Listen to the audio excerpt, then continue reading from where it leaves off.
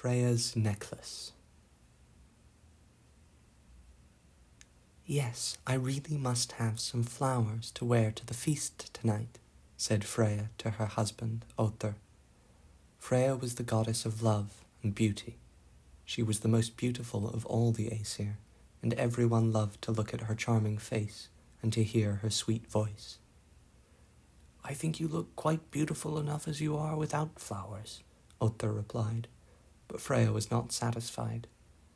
She thought she would go and find her brother Frey, the god of summer, for he would give her a garland of flowers.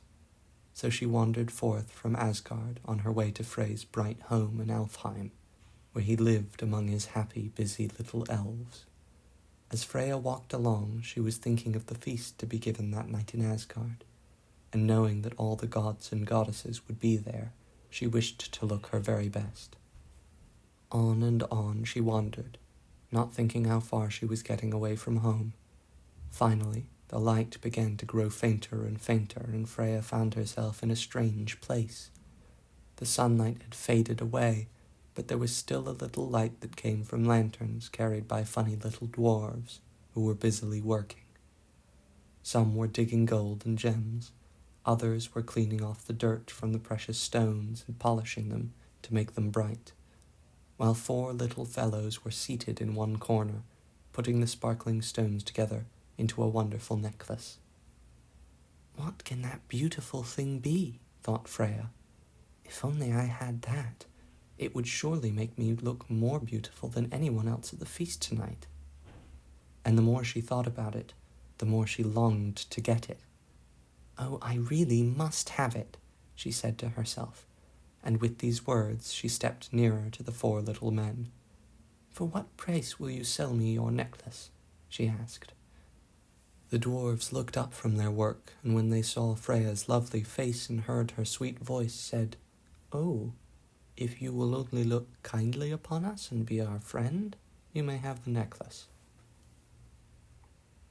Then a mocking laugh echoed again and again through the dark cavern, seeming to say, "How foolish you are to wish for these bright diamonds. They will not make you happy." But Freyja snatched the necklace and ran out of the cavern. It did not please her to hear the teasing laugh of the dwarves, and she wanted to get away from them as soon as possible. At last, she was once more out in the open air. She tried to be free and happy again, but a strange feeling of dread came over her, as if something were going to happen. Soon she came to a still pool of water, and, putting on the necklace, she bent over to look at her picture in the clear water. How beautiful the diamonds were, and how they sparkled in the sunshine. She must hasten home to show them to Other. The fair goddess soon reached Asgard and hurried to the palace to find her husband, but Other wasn't there. Over and over again she searched through all the rooms in vain. He had gone, and although Freyja had her beautiful necklace, she cared little for it without her dear husband. Soon it was time to go to the feast, but Freyja would not go without Other. She sat down and wept bitter tears. She felt no joy now for having the necklace, and no sorrow because she could not feast with the Aesir. If only Other would come back, all would be well again.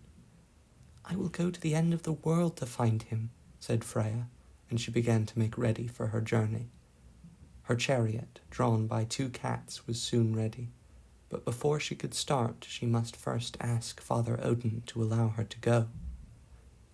"Oh, Father, I beg you give me leave to go to look for my Other in every corner of the world." The wise father replied, "Go, fair Freyja, and may you find whom you seek." Then she started forth. First to the Midgard world the goddess of beauty went, but no one in all the world had seen or heard of Other.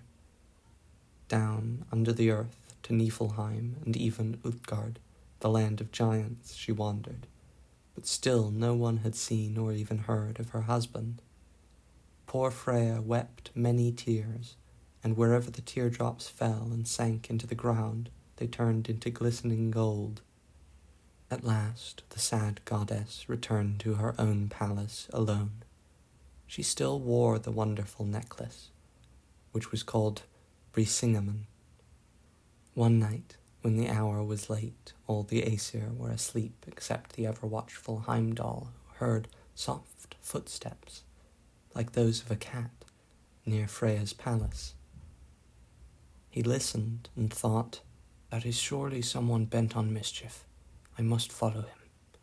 When Heimdall reached the palace, he found it was Loki, changed into another form, creeping softly about. Heimdall quietly watched him, and saw him glide into Freyja's bedside, where the fair goddess lay asleep, wearing her beautiful necklace. Loki had come to steal the necklace, but when he saw that she was lying on the clasp of the chain, so that he could not undo it without waking her, he changed himself into a gnat, and, crawling along the pillow, stung her just enough to make her turn over, but not enough to wake her. Then he unclasped the chain and ran off with it as fast as he could. But Heimdall was not going to let the thief get away. As soon as Loki found that he was followed, he took his other form, a little flame of fire. Heimdall then took his other shape, and became a shower of rain to put out the fire. But Loki, quick and watchful, changed himself into a bear to catch the rain. Then Heimdall too became a bear, and a fierce fight began. At last the rain god conquered, and forced wicked Loki to give back the necklace to Freyja. The whole land seemed to feel sorry for poor, lonely Freyja. The leaves fell from the trees, the bright flowers faded, and the singing birds flew away. Once more the fair goddess went forth from Asgard to seek Other. Away, away, to the far-off, sunny south she wandered, and there, where the myrtle trees and the oranges grow, at last she found her long-lost husband. Then, hand in hand, the two turned northward again, to their home, and so happy were they together, that they spread joy and happiness around them as they passed along. Everywhere the ice and snow thawed before them, green grass and sweet flowers sprang up behind their footsteps, the birds sang their sweetest songs. The warm summer came back to the Northlands, and everyone was glad and joyful, for lovely smiling Freyja was at home again. White were the moorlands and frozen before her, green were the moorlands and blooming behind her. Out of her gold locks, shaking the spring flowers, out of her garments, shaking the south wind, around in the birches, awakening the throstles, beautiful Freyja came.